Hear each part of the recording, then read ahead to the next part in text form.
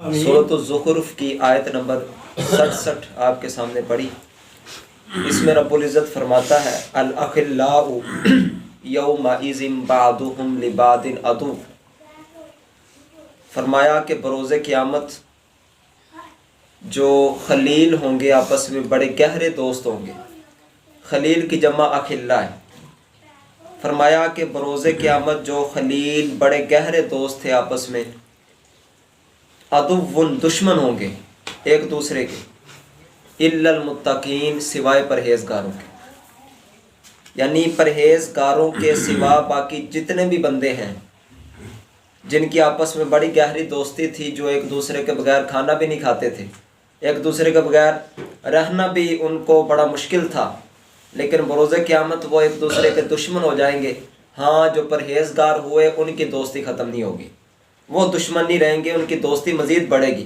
اصل میں نا جو دوستی ہے اس کی ایک وجہ یہ ہوتی ہے کہ اگلا میرے کچھ کام آئے گا، یا یہ مقصد ہوتا ہے کہ اگلا مجھ سے کوئی پریشانی کو دور کرے گا۔ ان مقاصد کی وجہ سے دوستی کی جاتی ہے۔ تو جب یہ کام حاصل ہو رہا ہو، اگلا واقعی فائدہ کر رہا ہو، تو ہم کہتے ہیں کہ یار یہ دوستی اچھی ہے، اور اگر اگلا نقصان کر رہا ہو تو کہتے ہیں کہ نہیں یہ دوستی بری ہے۔ جب بروز قیامت جو دوست تھے آپس میں، جب وہ دیکھیں گے کہ میں نے اس سے دوستی کی، اسی دوستی کی وجہ سے ہی اللہ سے میں دور ہو رہا ہوں، اسی دوستی کی وجہ سے ہی تو مجھے عذاب ہو رہا ہے، تو یہ دوستی دشمنی میں بدل جائے گی۔ ہاں، چونکہ جو نیک بندے تھے ان کی دوستی دنیاوی نہیں تھی، وہ دنیا کی خاطر ایک دوسرے کے دوست نہیں بنے تھے، بلکہ ان کا مقصد تو اللہ کی رضا تھا۔ تو چونکہ بروز قیامت اللہ کی رضا والوں کو اور زیادہ انعام ملے گا، تو ان کی دوستی آگے سے بھی زیادہ بڑھ جائے گی۔ اس لیے رب العزت فرماتا ہے کہ آج کے دن خلیل جو ہیں ایک دوسرے کے دشمن ہو جائیں گے سوائے پرہیزگاروں کے۔ پھر ان پرہیزگاروں سے اللہ کیا فرمائے گا؟ آیت نمبر 68 میں ہے، یا عبادی لا خوف علیکم اليوم ولا انتم تحزنون، اے میرے بندو آج کے دن نہ تمہیں کوئی خوف ہوگا نہ تم غم کرو گے، تمہیں کوئی پریشانی کو نہیں آج کے دن۔ تو یہ پرہیزگاروں کی شان ہے، یہ ان متقین کی شان۔ رسول کریم رؤوف الرحیم صلی اللہ تعالی علیہ وآلہ وسلم نے ارشاد فرمایا کہ جب بروز قیامت ایمان والے جہنم سے خلاصی پا لیں گے اور امن میں ہو جائیں گے، یعنی جب پتہ چل جائے گا کہ اب ہمارا ٹھکانہ جنت ہے، حضور فرماتے ہیں کہ وہ ایمان والے اپنے ان دوستوں کے بارے میں، ان ساتھیوں کے بارے میں جن کو اللہ نے جہنم میں ڈالا ہوگا، اللہ کی بارگاہ میں مطالبہ کریں گے، اور اتنا شدید مطالبہ دنیا میں بھی کسی نے کسی سے نہیں کیا ہوگا جتنے بروز قیامت ایمان والے اللہ کی بارگاہ میں اپنے بھائیوں کے بارے میں مطالبہ کریں گے۔ اللہ کی بارگاہ میں عرض کریں گے کہ مولا، یہ جو ہمارے بھائی جن کو تو نے جہنم میں داخل کر دیا، کانو یصلون معنا، یہ ہمارے ساتھ ہی تو نمازیں پڑھتے تھے، ویصومون معنا، یہ ہمارے ساتھ روزہ رکھتے تھے، وَيَحُجُّونَ مَعَنَا، وہ ہمارے ساتھ حج کرتے تھے، اور تو نے ان کو جہنم میں داخل کر دیا ہے۔ مولا ان کو جہنم سے نکال، ہم اپنے ساتھ جنت میں لے کر جانا چاہتے ہیں۔ یہ کس وجہ سے ہوگا؟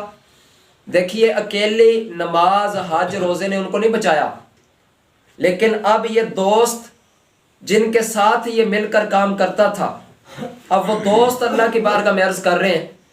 یہ صحیح حدیث پاک ہے ابن ماجہ کی، نسائی کی۔ تو نبی دو عالم علیہ السلام فرماتے ہیں کہ رب تعالیٰ ان سے فرمائے گا، جاؤ جہنم کے پاس چلے جاؤ، جن کو تم پہچانتے ہو ان کو جہنم سے نکال لو۔ یہ تو اللہ نے ایمان والے بندوں کو یہ شان عطا فرمائی ہے۔ حضور فرماتے ہیں وہ جہنم کے کنارے آئیں گے اور ان کی شکلوں سے ان کو پہچانیں گے، کیونکہ آگ نے ان کی شکلوں کو نہیں جلایا ہوگا۔ کسی کی آگ اس کی آدھی پنڈلیوں تک ہوگی، کسی کی آگ اس کے ٹخنوں تک ہوگی، یعنی پاؤں کے ٹخنوں تک ہوگی۔ اسی حالت میں ہوں گے کہ وہ ان کو پہچانیں گے اور ان کو جہنم سے نکال لیں گے۔ یہ یعنی جو ساتھی ہیں ایک دوسرے کے، جو نمازی ہیں، وہ آپس میں اللہ کی بارگاہ میں ایک دوسرے کے لیے وہ سفارش کریں گے، اللہ کی بارگاہ میں کہیں گے کہ مولا ہم ان کو اپنے ساتھ لے کر جانا چاہتے ہیں۔ تو یہ کس وجہ سے ہے؟ اچھی صحبت۔ جس کی اچھی صحبت ہی نہ ہو، جس کا کوئی نمازی اور کوئی حاجی اور کوئی روزے رکھنے والا دوست ہی کوئی نہ ہو، تو اس کو کیا امید ہے کہ کون اس کو بچائے گا اگر پکڑا گیا بندہ؟ کیا میرا وہ ساتھی اس طرح کا ہے کہ اگر میں پکڑا جاؤں بروز قیامت تو میری مدد کر سکے؟ اسی طرح اگلی روایت سنیے، اور یہ ذرا آپ نے غور سے سننی ہے، بخاری شریف کے اندر بھی ہے، مسلم شریف کے اندر بھی ہے۔ رسول کریم رؤوف الرحیم صلی اللہ تعالیٰ علیہ وسلم فرماتے ہیں کہ اللہ کے کچھ ایسے فرشتے ہیں کہ جو اہل ذکر کو تلاش کرتے ہیں، جو ذکر والی مجلس ہے جہاں پر اللہ کا ذکر ہوتا ہے، اس مجلسوں کو، ان محفلوں کو تلاش کرتے ہیں، اور جب انہیں محفل مل جاتی ہے تو آپس میں ایک دوسرے کو اعلان کر کے بلاتے ہیں کہ آؤ ہمارا مقصد یہاں پر ہے، یہاں پر اللہ کا ذکر ہو رہا ہے۔ رسول کریم علیہ الصلوۃ والسلام نے فرمایا جب ان کو مجلس ذکر مل جاتی ہے، ایک دوسرے کو بلا کے جمع کر لیتے ہیں، تو پھر پہلے آسمان تک وہ مجلس کے اوپر چھا جاتے ہیں، پروں کے ذریعے سایہ کر لیتے ہیں، یہاں تک کہ پہلے آسمان تک ان کا پھیلاؤ ہو جاتا ہے، پہلے آسمان تک فرشتے ہی فرشتے ہیں اہل ذکر کی مجلس پر۔ پھر رسول کریم علیہ الصلوۃ والسلام نے فرمایا کہ جب وہ مجلس ختم ہوتی ہے، فرشتے اپنے رب کی بارگاہ میں حاضر ہوتے ہیں، رب تعالیٰ خوب جانتا ہے لیکن پوچھتا ہے کہاں سے آئے ہو، میرے بندے کیا کر رہے تھے؟ تو پھر رب تعالیٰ کی بارگاہ میں فرشتے عرض کرتے ہیں مولا وہ تیری تسبیح بیان کر رہے تھے۔ سبحان اللہ کہنا اللہ کی تسبیح ہے کہ نہیں؟ ذرا کہیے سارے، چلو ہم بھی ان میں شامل ہو گئے، سبحان اللہ۔ پھر فرشتے عرض کرتے ہیں مولا وہ تیری تحمید بیان کر رہے تھے، الحمدللہ اللہ کی تحمید ہے، سارے کہیے الحمدللہ اللہ کی رضا کے لیے۔ اور اسی طرح وہ تیری تکبیر بیان کر رہے تھے، اللہ اکبر کہنا اللہ کی تکبیر ہے، سارے کہیے اللہ اکبر۔ اور پھر فرشتے عرض کرتے ہیں کہ مولا وہ تیری تمجید بیان کر رہے تھے، لا الہ الا اللہ، یہ سارے کہیے آپ، مولا وہ تیری تمجید بزرگی بیان کر رہے تھے۔ اس کے بعد فرشتے عرض کرتے ہیں کہ مولا وہ تجھ سے جنت کا سوال کر رہے تھے، سارے ذرا دعا کیجئے، اللہم انی اسألک الجنہ۔ اور فرشتے عرض کرتے ہیں کہ مولا تیری بارگاہ میں جہنم سے پناہ مانگ رہے تھے، اللہم اجرنی من النار۔ تو پھر رب تعالیٰ ان سے پوچھتا ہے کہ میرا ذکر کر رہے تھے، مجھے دیکھا بھی ہے، جنت مانگ رہے تھے، جنت کو دیکھا بھی ہے، جہنم سے پناہ طلب کر رہے تھے، انہوں نے جہنم کو دیکھا بھی ہے۔ یہ بخاری مسلم کی حدیث عرض کر رہا ہوں۔ تو وہ فرشتے عرض کرتے ہیں کہ مولا نہ انہوں نے تجھے دیکھا ہے، نہ جنت کو دیکھا ہے، نہ جہنم کو دیکھا ہے۔ تو رب تعالیٰ فرماتا ہے کہ اگر مجھے جنت اور جہنم کو دیکھ لیں پھر ان کی کیفیت کیا ہوگی؟ تو فرشتے عرض کرتے ہیں مولا پھر تو پہلے سے بھی زیادہ تیرا ذکر کیا کریں گے، وہ اور زیادہ تیری بزرگی بیان کریں گے اگر تجھے دیکھ لیں، اور اگر جنت کو دیکھ لیں تو پھر سوال زیادہ کیا کریں گے، جنت کی کوشش زیادہ کریں گے اگر جنت کو دیکھ لیں، اور اگر جہنم کو دیکھ لیں تو پھر بچنے کی زیادہ کوشش کریں گے، اس سے زیادہ بھاگیں گے۔ تو رب تعالیٰ فرماتا ہے فرشتوں سے گواہ ہو جاؤ میں نے ان سب کی بخشش کر دی ہے۔ تو فرشتے میں سے ایک عرض کرتا ہے کہ مولا اس میں تو وہ فلاں بندہ تھا جو کام کے لیے آیا تھا، جسے ضرورت تھی، گزر رہا تھا، تو اس نے کہا چلو محفل ہے تو میں بھی ساتھ بیٹھ جاتا ہوں۔ عرض کی کہ مولا وہ اہل ذکر میں سے نہیں، وہ تو اپنی حاجت کے لیے وہاں پر بیٹھ گیا تھا۔ اب ذرا الفاظ سنیے جس کے لیے میں نے آپ کو حدیث سنائی۔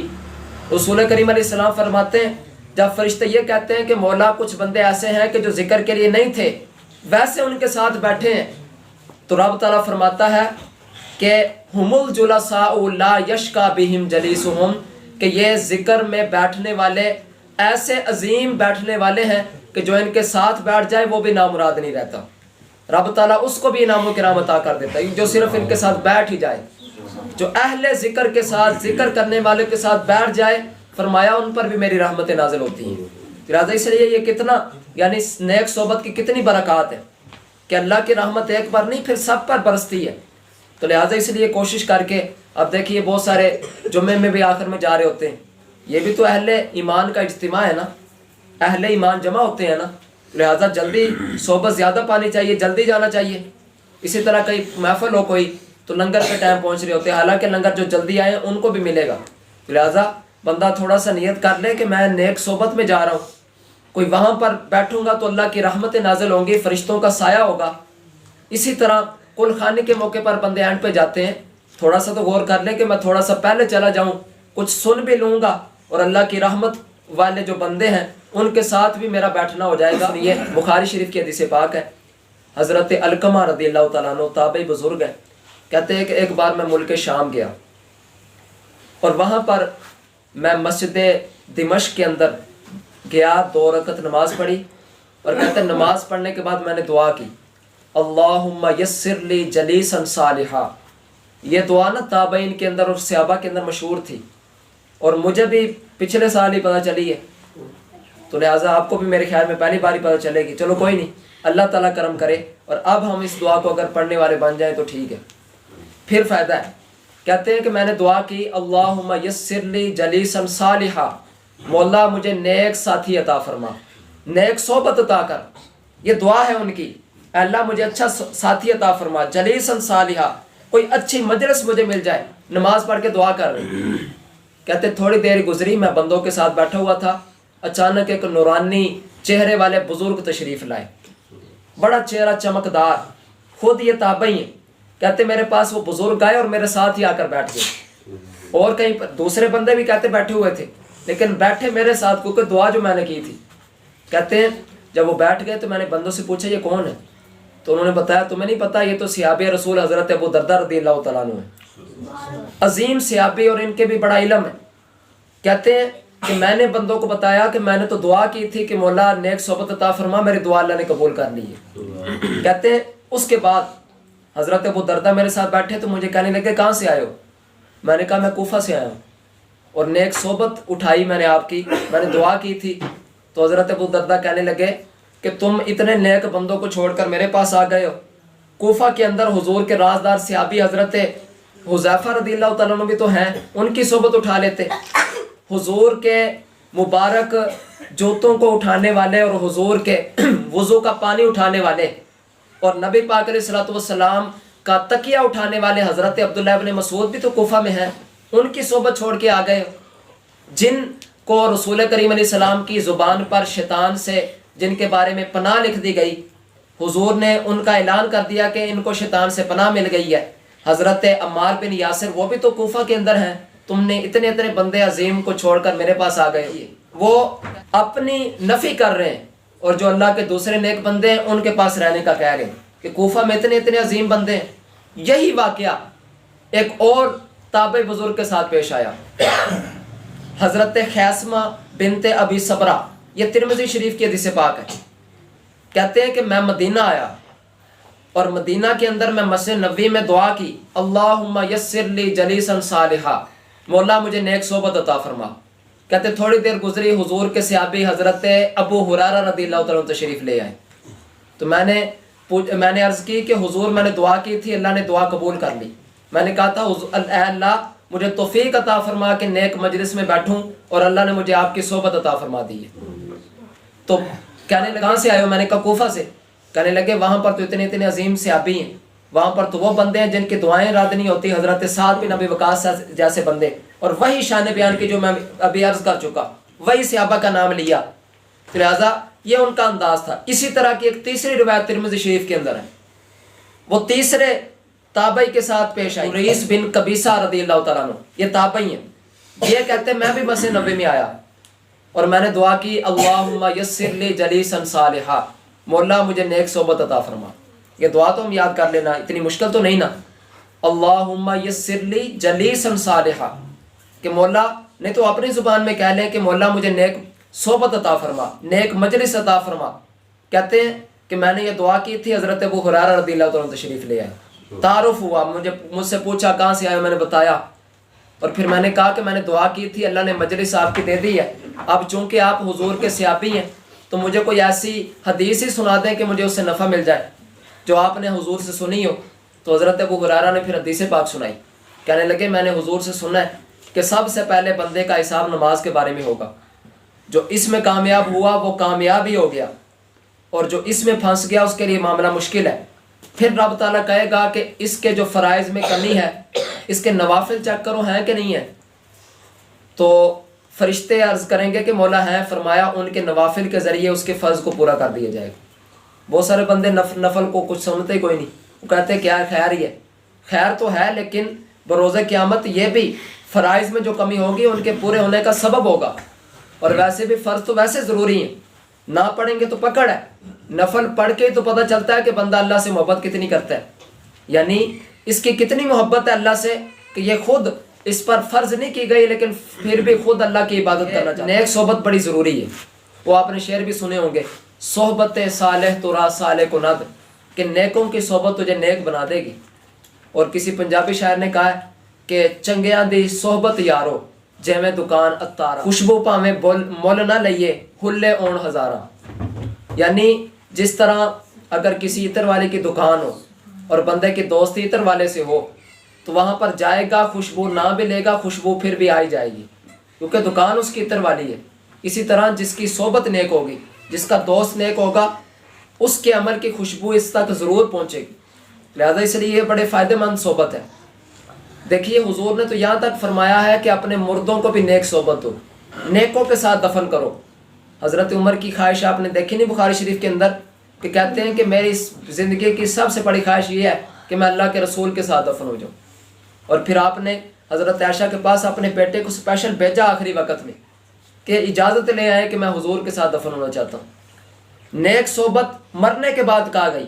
حضرت یوسف علیہ السلام آپ کی دعا قرآن پاک میں ربی توفنی مسلما والحقنی بالصالحین، مولا مجھے اسلام پر ہی موت دینا اور مجھے نیک بندوں کے ساتھ ملا۔ حضرت ابراہیم علیہ السلام کی دعا ہے پارہ نمبر 19 میں والحقنی بالصالحین، کہ مولا مجھے اپنی طرف سے حکمت عطا فرما اور مجھے نیک بندوں کے ساتھ ملا دے۔ رب تعالیٰ فرماتا ہے اے ایمان والو اللہ سے ڈرو، وکونوا مع الصادقین، سچے لوگوں کے ساتھ ہو جاؤ۔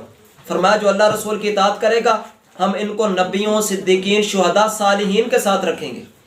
یہ دیکھیے نا کہ انشاءاللہ تعالیٰ اللہ کے فضل سے، اللہ کی رحمت سے ہم نے جنت میں جانا ہے، تو جنت میں نیک بندے ہوں گے کہ نہیں ہوں گے؟ جنت تو ہے ہی نیک بندوں کے لیے۔ تو اگر دیکھیے نا ہم نے دنیا میں تو تھوڑا عرصہ رہنا ہے، جب جنت میں بھی نیکوں کے ساتھ ہی رہنا ہے تو پھر دنیا میں بھی نیکوں کے ساتھ رہنا شروع کر دیں۔ جو اللہ کی رحمت والے ہیں، جو اللہ کے فرمانبردار ہیں، ان کے ساتھ ہی اٹھنا بیٹھنا شروع کر دیں۔ اللہ تعالیٰ ہمیں عمل کی توفیق عطا فرمائے۔